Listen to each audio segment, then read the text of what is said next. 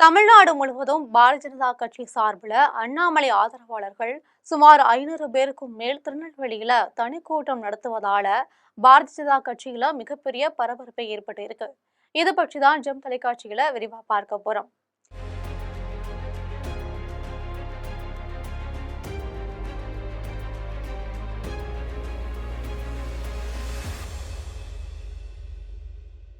கர்நாடகா காவல்துறையில் உயர் அதிகாரியாக இருந்த அண்ணாமலை தமிழ்நாடு பாஜக தலைவராக நியமிக்கப்பட்டார்.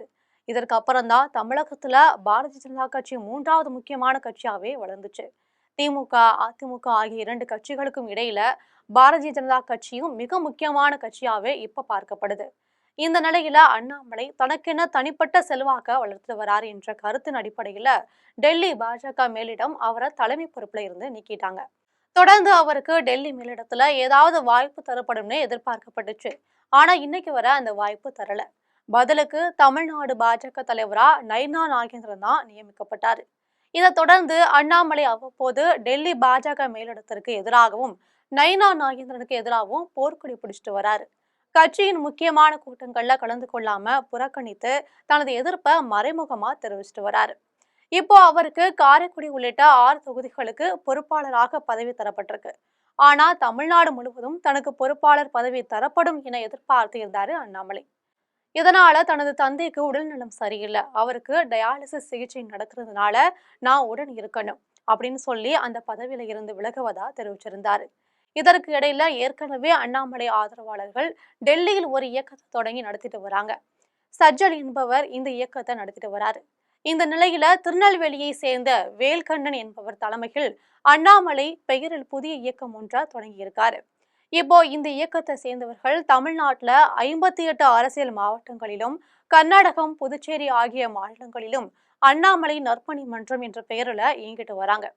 இவர்கள் திடீரென தற்போது திருநெல்வேலியில மிகப்பெரிய ஆலோசனை கூட்டத்திற்கு ஏற்பாடு செஞ்சிருக்காங்க.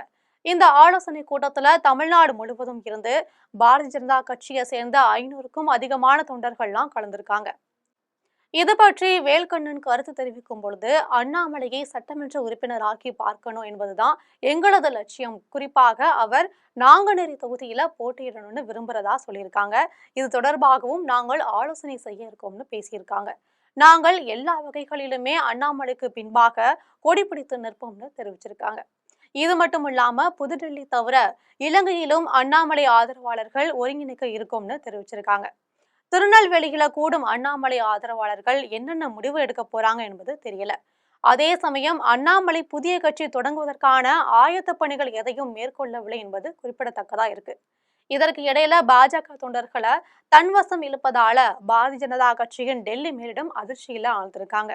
ஏற்கனவே அண்ணாமலைக்கு கோவை தொகுதியை ஒதுக்காம வேறு தொகுதியை ஒதுக்கலாம்ங்கிற முடிவுல டெல்லி மேலிடம் இருக்காங்க. இந்த நிலையில அண்ணாமலை மீண்டும் கோவையில் தான் போட்டியிடுவேங்கிற முடிவுல இருப்பதா சொல்லப்படுது. இந்த சூழ்நிலையில தமிழ்நாட்டில் அண்ணாமலைக்கு ஆதரவா பாரதிய ஜனதா கட்சி இரண்டாக பிரியும் சூழ்நிலை ஏற்பட்டிருக்கதா சொல்லப்படுது. இது தொடர்பா அண்ணாமலையை மீண்டும் டெல்லிக்கு அழைத்து டெல்லி பாஜக மேலிடம் சமரசம் செய்ய திட்டமிட்டிருக்காங்க என்பது முக்கிய செய்தியா பார்க்கப்படுது. இது போன்ற அரசியல் பின்னணி செய்திகளை தெரிந்து கொள்ள ஜெம் தொலைக்காட்சியுடன் எப்போதும் இணைப்பில் இருங்கள்.